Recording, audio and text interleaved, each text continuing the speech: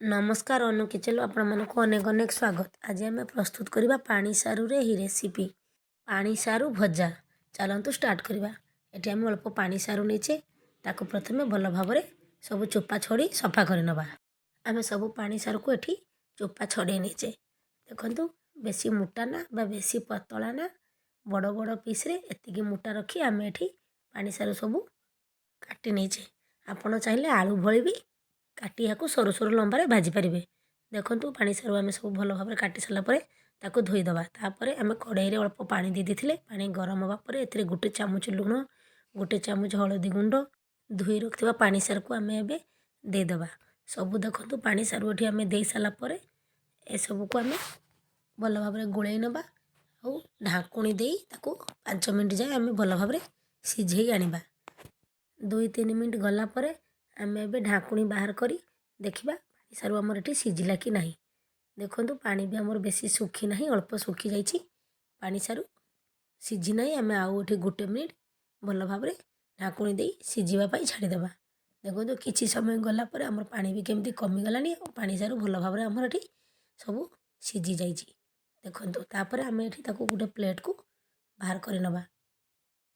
पानी सारू प्रायतः शीत दिन ही मिली थाए और खाइबा को भी स्वादिया होई थाए। देखंतु एठी आम सब पानी सारू बाहर करि नेइछे। तापर ताको ठंडा हबा पई आम एठी 2 मिनट छाड़ी देबा। तापर एठी आम गोटे पियाज छोट छोट करी काटी नेइछे। सुखिला लंका अल्प गोटा जीरा नेइछे। कढ़ई बसी देथिले। कढ़ई गरम हबा पर एथिरे आम अल्प तेल दे देबा। काटी रखिबा पियाज सुखिला लंका गोटा जीरा दे देबा। दे साला पर ए सब को आम भल भाव 1 मिनट भाजी नबा।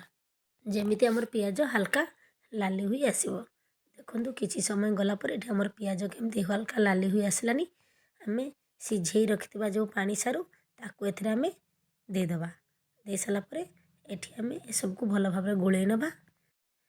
पानी सारू भजा आमर पखाळ भात सहित बा गरम भात सहित भी बहुत टेस्ट होता है। किछि समय गला पर एथिरे आम गोटे चामच लंका गुंड दे देबा और ए सब को भल भाव गोलई नबा और 2-3 मिनट भल भाव भाजी नबा।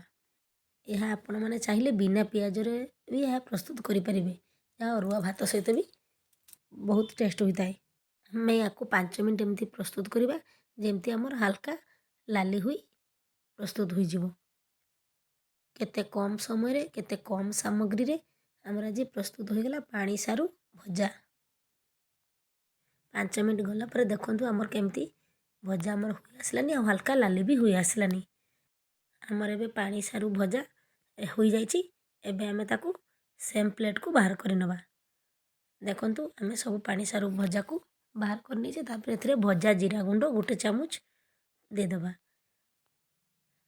भजा जीरा गुंड दबा हेतु टेस्ट होई थाए, स्वादिया भी लागि थाए। देखंतु हमर एठी केते कम समय प्रस्तुत हो गला पानी सारू भजा। घरे बनै खांतु केमिति लागिला कमेंट बॉक्स रे कमेंट करी जणातु। रहिले नमस्कार।